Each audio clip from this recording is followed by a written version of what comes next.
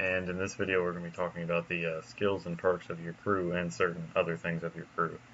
First thing I want to do is go to the barracks and show you that by digging through the barracks and doing all of this stuff here, you can see you have how many bunk slots you have, and it's pretty cheap to get new bunks, just 300 gold, and you get 16 bunks, which 16 is actually a pretty large number for that. On other games like the World of Planes, you only get like 6 or 7 bunks for 300 gold, but then there's also a lot less crew members in that game too. And secondly, I'm going to go and tell you that you may have noticed that the rank insignias next to your crew does change, and your commander's always going to be higher than your other crew members. Like as they advance perk or they advance to 100% skill level, they will advance in actual rank too. So this guy is a lieutenant, and this guy is a first sergeant, and so on. It goes on down to where the loaders are usually the lowest ranking in your tank, being that they have the most back-breaking and laborious job of everybody.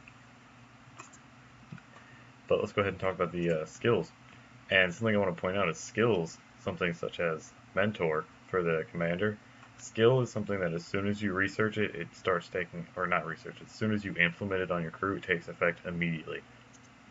Like for example, mentor is like for every 1% as it goes up, so if it's at 2%, then the experience that it gives to the rest of your crew members, except for the commander, they get like 0.2% more experience every time.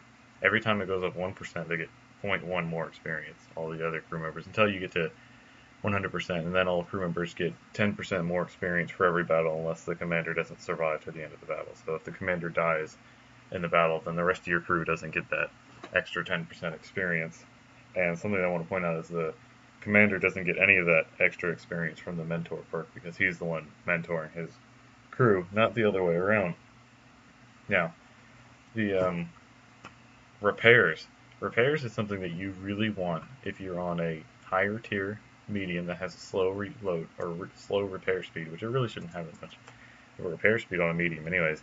Or if you're on a big tank such as like an E100 or a mouse or just any heavy tank really in general should have repairs on at least 3 if not 4 of the crew members, whether it being at 100% or it being you get it up to 100% and you replace the perk with something else as soon as you get to 100, then you buy that perk back. Some people do that, but repairs does increase your repair speed significantly. So a tier 10 can repair its track in 8 or 9 seconds, whereas if you had a crew without the repairs, they would repair the track in maybe 10 seconds or so, and then if you had a 50% crew, it would probably take them about 14-15 seconds to repair the track, and that's a long time to be sitting there with your track broken, especially in a tier 10 game where an artillery can fully aim in on you, and then drop a shell on top of you and take you out, and then just end your game right there, because the tier 10 artillery are extremely powerful. Now, talk about camouflage.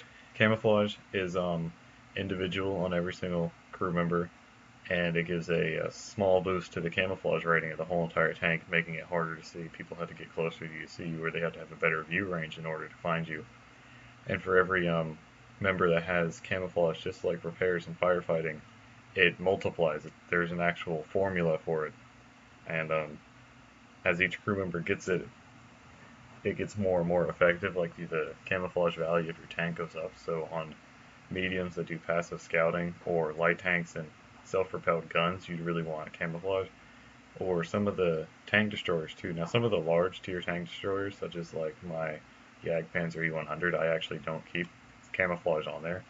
I will research camouflage as the 4th skill on them, but because it's so large and massive, I just went ahead and took another skill instead of putting camouflage on there, because I almost see it redundant at the point. It's just its camouflage rating is so low. And the firefighting, as your crew goes up to 100%, they will fight fires a little bit faster as they go up in effect. And just like camouflage and repair, like I said a minute ago, the more members of your crew who have firefighting, the faster the fire will go out. But to be honest, in my opinion, unless you just have a tendency to catch fire all the time, I would just recommend carrying an automatic fire extinguisher, because then you get like a 10% less chance to catch on fire. Or just keep a regular fire extinguisher, because it's really not that hard to just reach over and press 4, 5, or 6, or whatever your hotkey is for that And the automatic fire extinguisher, it goes off in half a second. It's under 1 second, so it's probably about 0.5, 0.6 seconds that it goes off. So you only take fire damage 1 or 2 times, so that's only about 30 damage or so, depending on what kind of tank you're in. And then Brothers in Arms. The description of the perk is kind of misleading. You have to have it on every single crew member for it to even take effect, and it has to be at 100%. So I'm going to hop over to the Jagdpanzer for this, because all of my guys have Brothers in Arms. As you can see right here, it is their first or second perk, because I went through and respect some of their perks earlier. And right here, due to skills and perks, it gives another 5%. So the commander's final value is 110%, because I do have a ventilation on the tank. So everyone else is also gaining that 5% from skills and perks as well. The Brothers in Arms perk comes in handy a lot with tanks that have a longer reload, because it helps the reload speed. The reload speed goes down a little bit, or if the tank can turn and move faster, aim, and has better view range, etc., everybody gets better. So the Brothers in Arms is almost a must-have for just about every single tank out there. Now Recon. Recon is on the commander only, and it's kind of like situational awareness, but I'll get to that in a second. And Recon gives 2% increase to the max view range. And also, if the observation device is broken in battle, which happens a lot of times with the Russian heavy tanks, if somebody breaks your observation device, and while it's being repaired or while it's broken, your view range goes up 20% from what it would be normally with a broken observation device, if it's at 100%. So you have to have a Recon at 100% for the 2% view range increase, or the 20% view range with the broken observation device. Jack of all trades is not a skill, it's a perk, so it takes effect when it reaches 100%. And it's only available on the commander, so as, say, for instance, your whole entire crew is alive and you get shot and your loader dies, the commander takes over the place of your loader and himself as well, but he only does the loader's job at 50% efficiency. And if you lose your other loader, or say you lose a driver or something, then he only takes over their 2 spots at 25% efficiency. And as you lose more and more crew members, he gets less and less effective at covering all of their jobs. Because it'd be pretty interesting to see the commander looking at the periscope, turning the turret to fire and reloading and using the radio all at the exact same time, while trying to keep his foot on the acceleration pedal to turn the tank. And it just makes sense, because the Jack of all trades is something you want if you have like a softer tank, such as like the Waffenträgers, the 8, 9, 10 from the RHM up to the 10, because they lose their gunner skill a lot, and that's really, really important, because you may repair him with a med kit, but then you lose him again because someone just shoots you in the turret and you lose him almost every single time. Or you take in some of the softer heavy tanks, such as like a T-57, or if they get hit with a high explosive or a HESH round and takes out a crew member. Eagle Eye is also a perk, and it comes into effect at 100%. And if you stare at somebody for 4 seconds, it tells you all of the modules that's broken on that tank. Now, the only catch with this is that it has to be a tank that you have spotted yourself. If somebody spotted the tank and your radio man relays it to you, saying the tank is over here, so if you're looking at A1 and a tank is spotted at A9, and you swivel over and you look at that tank, it's not going to show you all the broken modules on it. It has to be a tank that you spotted, and you look at them for 4 seconds and it tells you all the modules that are broken. They'll be highlighted orange for damaged or red for broken. And finally, on the commander, Sixth Sense. Sixth Sense is also a perk, and this is a perk that I recommend getting on every single commander as your first perk, to be honest, if you don't do Brothers in Arms. Because after 3 seconds of being spotted, this light bulb, or some people have mods where it comes up with something else, a light bulb appears at the top of your screen to signal that you've been spotted, and that is a big dead giveaway that you've been spotted. So I would recommend finding cover as soon as you've been spotted, especially if you're an artillery or tank destroyer. Now, if you're a light tank, you may be out there scouting, and that's not a big deal. It just helps you know that, hey, maybe I need to take some evasive maneuvers now, instead of just driving straight out there. Or if you're sitting in a bush and you your sixth sense goes off, somebody sees you. And you have to keep in mind that you need to move immediately because most guns in the game have a 2.5, 3 second aim-in speed. So by the time you're spotted, they're pretty much aimed in on you if they're not already looking in that direction and are completely aimed in. Let's move on to the the gunner. He also has the common perks with him, but as well. The armorer skill. The armor is a good thing to have on your gunner because it improves the accuracy of your damage gun, like I said. But it doesn't improve it a whole lot. It does give a pretty decent amount, up to 20% when it reaches 100%. And it's a small cumulative bit up until it gets to 100% because it is a skill, but when it's at 100%, you get 20% more max accuracy with a broken gun. And also this might come in handy with, again, the Waffenträger of the 8, 9, 10 of the German tank destroyer lines, or something that gets shot in the gun mantlet a lot, so you have a large gun mantlet on your tank, and people are constantly firing and breaking your gun or damaging your gun. This could come in handy a whole lot. Now, Deadeye. Deadeye I had for a while. I played with it on my Jagdpanzer E100, and I honestly did not like it because it only gives a small amount. It's a small amount of, I think it's about 3%. Yeah, I think that's what it was. It's 3% increase to damaging people's modules with an AP, APCR, or a heat shell. So if you're firing HESH or an HE shell, because HE is or HESH is a type of high explosive shell, so it doesn't work with those, but it gives a 3% increase to damage other tanks' modules. And to be honest, that's really not that much of a difference, so I prefer to take designated target instead, because designated target comes in at 100%, just like Deadeye, and it gives within 10 degrees of your reticle the circle in your middle of the screen, whether you're in sniper mode or zoomed out. And just for the record, it does not work for artillery in top view. So if you're in artillery and you're in the top view where you can see from the sky, it doesn't work for that. But within 10 degrees of your reticle, enemy targets are visible for 2 more seconds. And those 2 seconds make a really big difference if you're spotting for an allied artillery. So you want that on a light tank if you keep your reticle locked onto somebody. Or if you're in a medium from long distance sniping, or tank destroyers really, because it helps a lot, especially with higher tier tank destroyers where you have long reloads. You don't want to miss, so you want to be able to see them for those extra 2 seconds while you're reloading to make sure you can land a shot on them and you don't have to question when your shot goes in the darkness, did I hit them, did I break a module or something? You know that it actually hits and does something. Snapshot is a skill, and at 100% gives 7.5% increase to the accuracy during turret rotation. And this is a big help on medium, especially the circling tanks. Or if you want to put snapshot on your light tanks for circling and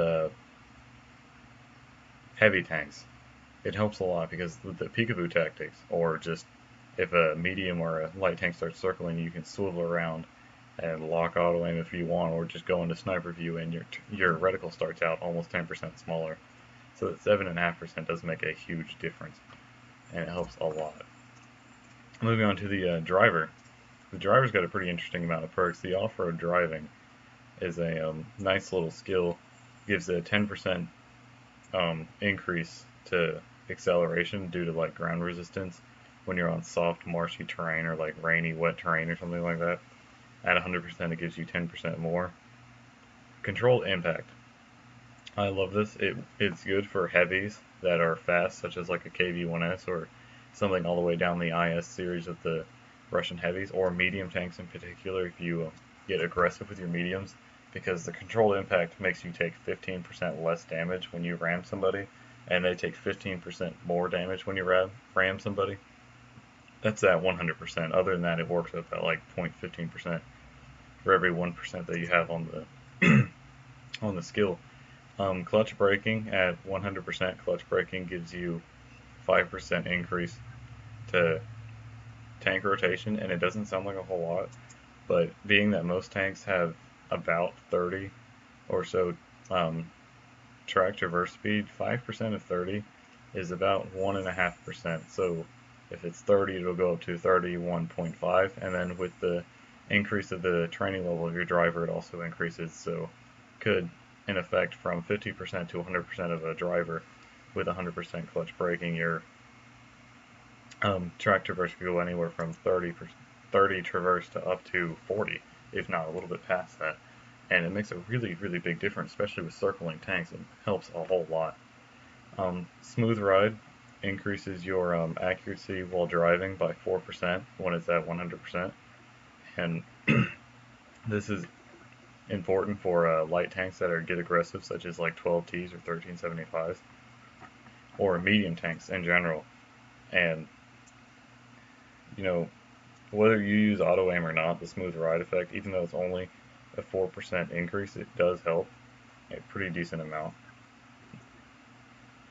Preventative maintenance gives a 25% less chance to catch on fire, so your chance to catch on fire is actually 1/4 of what it was before, and this makes a huge difference because some tanks out there are just so easy to set on fire. If you research preventative maintenance, or I'm sorry, if you train preventative maintenance on your crew, which it is a perk, so it takes 100% for it to come into place.